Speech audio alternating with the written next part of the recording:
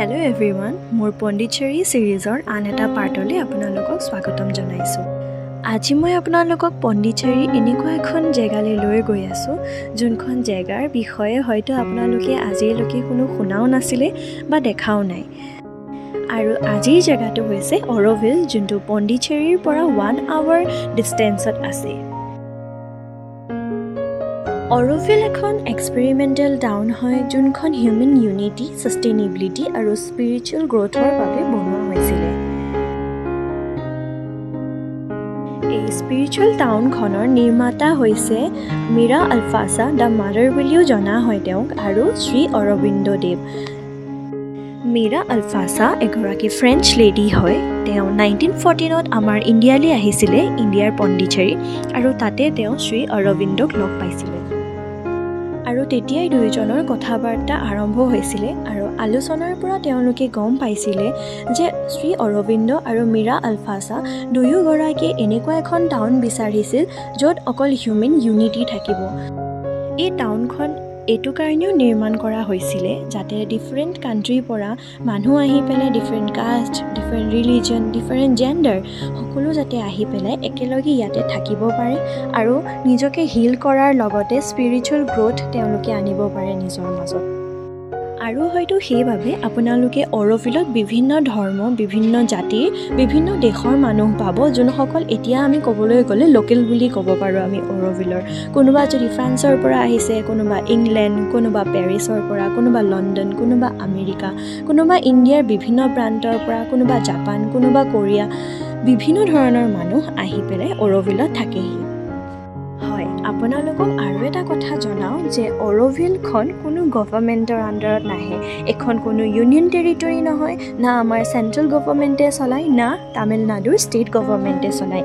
এইখন totally অৰ'ভিলৰ local মানুহখিনিয়ে চলায়। এতিয়া আপোনালোকে সুধিব যে কেনেকৈ চলায়। তেওঁলোকে বিভিন্ন ধৰণৰ বস্তু তেওঁলোকে ছাষ্টেইনেবিলিটিৰ কাৰণে বনায়। পেপাৰ হওক, ৱেষ্ট মেটেৰিয়েল হওক, আৰু যোনবিলাক আমি চাবলৈ গ'লে আমি যোনবিলাক টিকেটৰ পইচা দিওঁ বা বিভিন্ন ধৰণৰ টুৰিজিমৰ চাৰ্জেছ, সেইবিলাকৰ পৰা তেওঁলোকে অৰ'ভিলখন চলায়। আৰু অৰ'ভিলৰ মুখ্য আকৰ্ষণ হৈছে মাতৃ মন্দিৰ। আপোনালোকে দেখিছিলে যে গ্ল'বৰ নিচিনাকৈ এটা অবজেক্ট বনোৱা হৈ আছিলে, যোনটো মই মিউজিয়াম আপোনালোকক দেখাই আছিলোঁ। তো সেইটো হৈছে মাতৃ মন্দিৰ, য'ত বিভিন্ন ধৰণৰ মানুহে বিভিন্ন ধৰণৰ দেশৰ পৰা তেওঁলোকে তাতে মেডিটেশ্যন কৰিবলৈ যায়। আৰু মাতৃ মন্দিৰত তেনেকৈ সোমাব নিদিয়ে। যদি সোমাব লাগে তেতিয়াহ'লে 3 দিন আগতেই বুকিং কৰিব লাগিব মেডিটেশ্যনৰ কাৰণে। কিন্তু অৰ'ভিলত তেনেকুৱা বহুতো জেগা আছে, পেপাৰ ক্ৰাফ্টৰ ঘৰ আছে, বিভিন্ন ধৰণৰ ফাৰ্মিং আছে, আৰু ৱেষ্ট মেটেৰিয়েল দি বনোৱা তেনেকৈ বিভিন্ন ধৰণৰ এক্সিবিশ্যন হাউচেছ আছে, যোনবিলাকৰ ট'ৰ আপোনালোকে ল'ব পাৰে। আপোনালোকৰ বেলেগ বেলেগ টাইমৰ কাৰণে বেলেগ বেলেগ চাৰ্জেছ তেওঁলোকে লয়। 30 মিনিটছৰ হ'লে পাৰ হেড 300কৈ ল'ব, আৰু 40 মিনিটছৰ যদি ট'ৰ পেকেজ লয় তেতিয়াহ'লে পাৰ হেড 400কৈ ল'ব। আমি 40 মিনিটছৰ পেকেজ লৈছিলোঁ বিকজ খোজকাঢ়ি পেলাই চোৱাটো অকণমান প্ৰব্লেম হৈ যায়, বিকজ গোটেই এৰিয়াটো অৰ'ভিলৰ 5 কিলোমিটাৰৰ পৰা 7 কিলোমিটাৰৰ ভিতৰত আহে।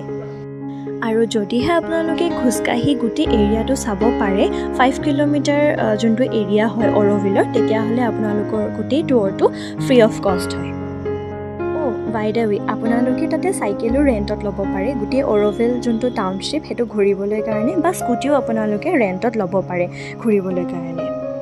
যোনটোৰ কষ্ট আই থিংক মিনিমাম আপোনাৰ 300ৰ পৰা 500ৰ ভিতৰত পৰিব, আৰু আপুনি যিমান সময় হয় সিমান সময় আপুনি চাব পাৰে আৰু গোটেইকেইটা পইণ্ট চাব পাৰে। অৰ'ভিলৰ টোটেল 5 to 6টা পইণ্ট আছে, যোনকেইটা আপোনালোকৰ বেলেগ বেলেগ পেকেজৰ ভিতৰত আহে, আৰু যদি আপোনালোকে খোজকাঢ়ি চায় তেতিয়াহ'লে গোটেইকেইটা পইণ্ট আপোনালোকে চাব পাৰে।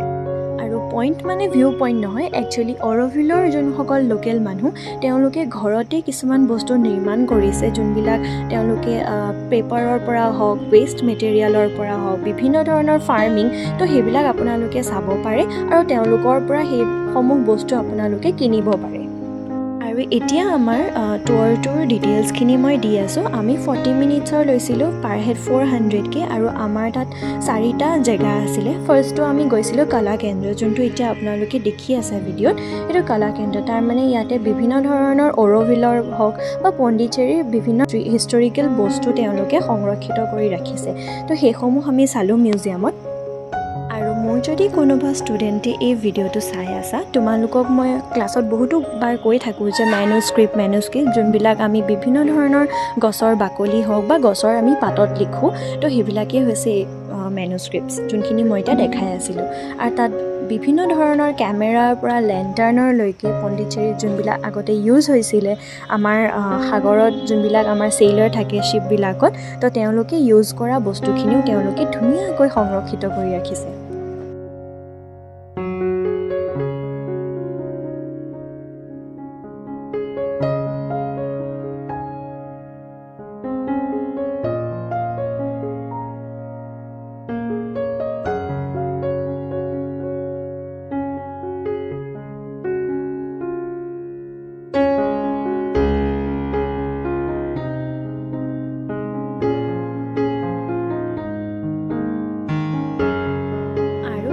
সংৰক্ষিত কৰি থৈ দিয়া বহুতো বস্তু আছিল যোনবিলাক আমাক ফটো ক্লিক কৰা আমাৰ এলাউড নাছিলে তো সেইকাৰণে মই দেখাব নোৱাৰিম বেয়া নাপাব কিন্তু সঁচাকৈ অৰ'ভিলখন চাবলগীয়া এখন জেগা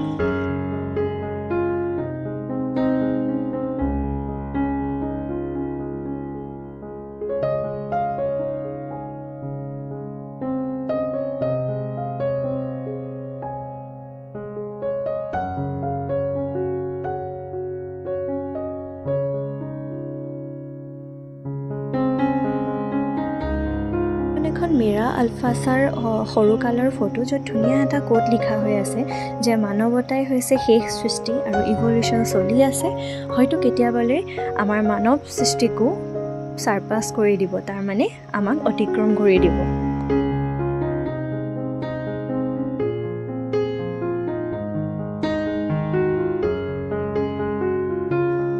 মাতৃ মন্দিৰ বুলি কৈছিলোঁ আৰু মাতৃ মন্দিৰ বুলি কওঁতে এইটো এটা সৰু অৰ'ভিলৰ চিটি চেণ্টাৰ এটা অবজেক্ট বনোৱা হৈ আছে তাৰপিছতে আমি আৰ্ট গেলেৰী চাবলৈ আহিছিলোঁ যোনবিলাক অৰ'ভিলৰে বহুতো তেনেকৈ আৰ্টিষ্টে ড্ৰ কৰি পেলাই বা পেইণ্ট কৰি পেলাই তেওঁলোকে সজাই থৈছিলে এক্সিবিশ্যনৰ কাৰণে আপোনালোকে কিনিবও পাৰে যদিও প্ৰাইচেছবিলাক অলপ হাই হয় প্ৰতিখন পেইণ্টিঙে হয়তো 25,000ৰ পৰা 30,000 বা 50,000 ভিতৰত আহিব পেইণ্টিংছবোৰ ইমান কষ্ট কৰি পেলাই ইমান ধুনীয়াকৈ বনাইছে যে আপুনি যদি ৰৈ পেলাই চাই থাকে আপোনাৰ চাই থাকিবলৈ মন যাব বিভিন্ন ধৰণৰ কালাৰ্ছ তেওঁলোকে ইউজ কৰিছে ফেব্ৰিকৰ পৰা অইল পেষ্টেলৰলৈকে ক্ৰেয়নছৰ পৰা পেঞ্চিল কালাৰৰলৈকে আৰু ইমান ধুনীয়া নেচাৰটোক তেওঁলোকে জীয়াই তুলিছে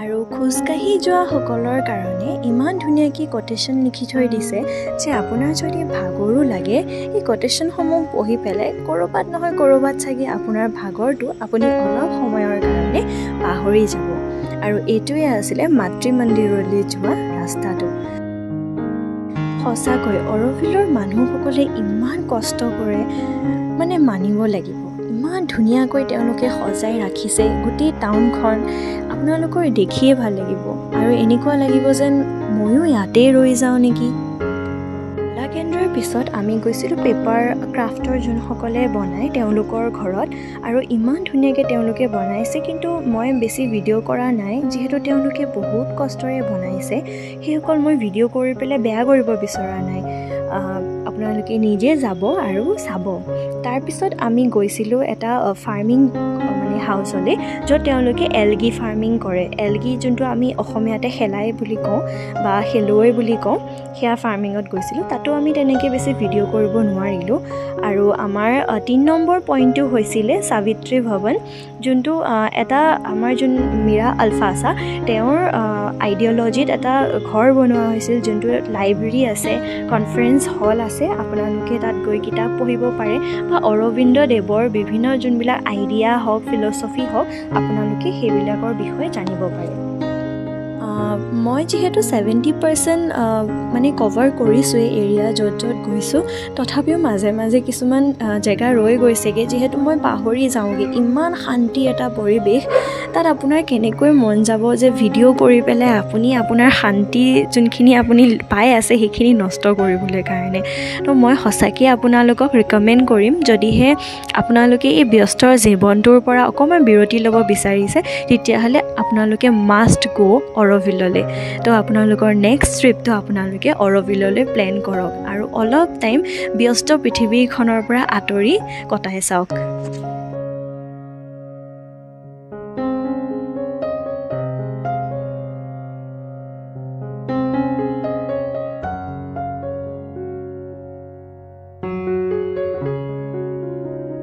আৰু আমাৰ লাষ্ট পইণ্টটোৱে আছিলে মাতৃ মন্দিৰ, যোনটো জাষ্ট বেছি সময় নহয়, সাবিত্ৰী ভৱনৰ পৰা আপুনি 500 মিটাৰ খোজকাঢ়িব লাগে। আৰু তাত সোমাই আপুনি দেখিছেনে ইমান ধুনীয়াকৈ গছবিলাক তেওঁলোকে লগাই থৈ দিছে, ৰুটছৰ পৰা গছ হোৱা। মই প্ৰথমবাৰ দেখিছোঁ, আগতে মই দেখা নাছিলোঁ। শিপাৰ পৰা আকৌ গছ গজা, গছৰ পৰা আকৌ শিপা হোৱা দেখি বহুত ভাল লাগিছিলে। তাৰপিছত আমি মাতৃ মন্দিৰৰ এটা টুৰ ল'লোঁ, যিহেতু মই কৈছিলোঁ যে ভিতৰত যাবলৈ নিদিয়ে। আমি দূৰৰ পৰাই মাতৃ মন্দিৰ চালোঁ আৰু তেওঁলোকে জেগাই জেগাই এনেকৈ ধুনীয়া পটত পানী দি পেলাই তেওঁলোকে ফুল সজাই সজাই থৈ দিছে। ইমান ধুনীয়া, তাতে পানী খাবলৈ কাৰণেও জেগাত তেওঁলোকে থৈ দিছে। আৰু এইটোৱে হৈছে মাতৃ মন্দিৰ, যোনটোৰ ভিতৰত তেওঁলোকে য়োগা কৰে বা মেডিটেশ্যন কৰে বা নিজৰ যোনটো স্পিৰিচুৱেল গ্ৰ'থটো তেওঁলোকে সেইটো ডেভেলপ কৰে।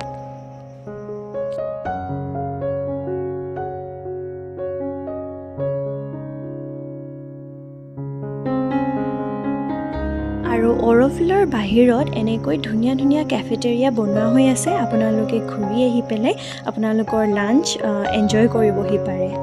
আৰু এইটোৱে আছিলে মোৰ Day 2 ট্ৰিপ, যোনটো আমি অৰ'ভিললৈ গৈছোঁ। আশা কৰিছোঁ আপোনালোকে চাই ভাল পালে ভিডিঅ'টো। Thank U.